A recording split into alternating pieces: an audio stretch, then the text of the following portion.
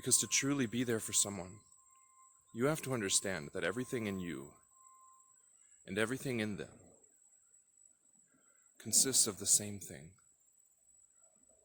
And if they're in pain, you can be in pain too. You can understand that feeling. What I'd really like for you to do is to pay attention in this video at the way I start projecting energy towards the screen.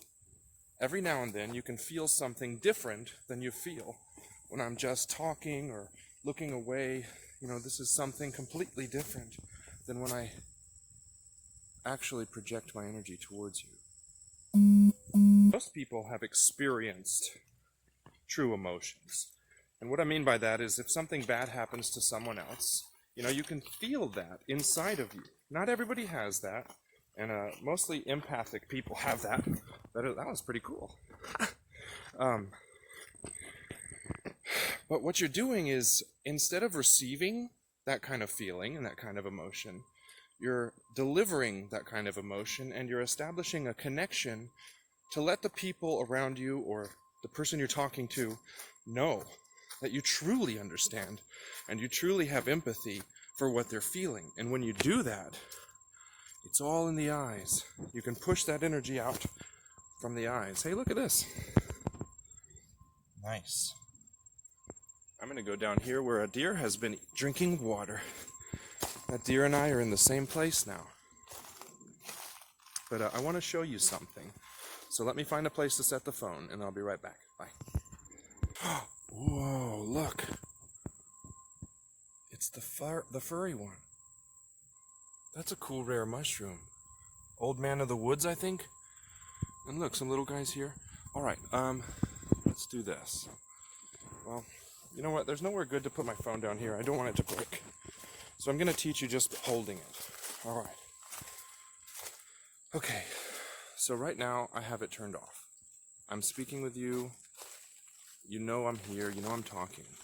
But maybe you're not feeling anything. Because I'm not putting it out. I'm not really there for you right this second. But when I am there for you, you know it. Because to truly be there for someone, you have to understand that everything in you and everything in them consists of the same thing. And if they're in pain, you can be in pain too. You can understand that feeling. What you have to do is allow yourself to feel it. For instance, if someone's mom or dad passed away, and you go to their house, and you're talking to them, and you're like, man, I'm really sorry your mom and dad died. I get how bad that can be. It happened to me before, you know. I lost a family member, and I love you. I'm sorry. Or you can be like this. I'm so sorry for what you're going through. I feel it. I understand. And I'm pushing all my love and all my energy to you because I love you, and I'm so sorry. There's a tremendous difference with what you deliver with your eyes when you truly feel for someone, when you truly empathize with someone. And this ability doesn't just go into manipulating people with speaking.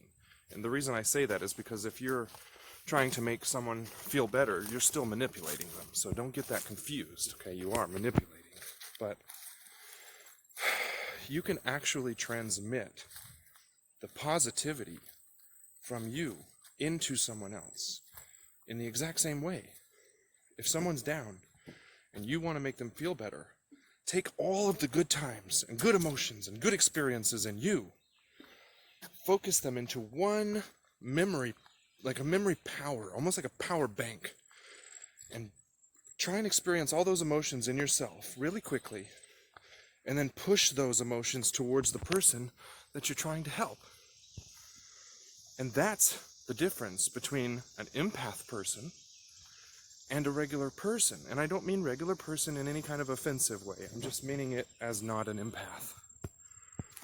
Okay, but you can learn this. All it takes is a little bit of deletion of the narcissistic program file in you, and then you can do it. Because if all you care about is yourself, it's impossible to project your feelings to someone else.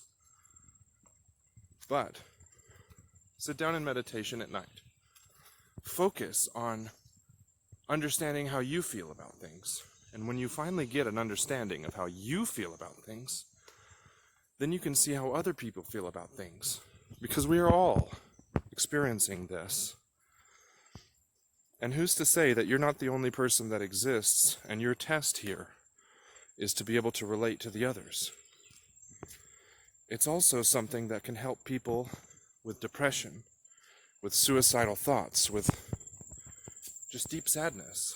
If you can transmute your happiness into someone who's sad, and if we can all do that to everyone else around us, how could we possibly all be sad, or any of us be sad, if every single one of us is encouraging the others to be happy? Now, I know there's a lot of circumstances where you cannot erase something that happened to someone else, but you have to tend to their garden. If you plant a seed in there of love, that seed will eventually grow when the dark clouds finally move away in that person and a little bit of sunlight hits that. It will grow. So seed it, every now and again water it, and grow that garden. And do that for yourself too. The better your garden is, the more beautiful the bounty and your harvest that you can share with others. And I want that for us all. So raise up others around us, make them feel good, give them some of your positive love, and this world will be a much better place. Bye guys, I love you.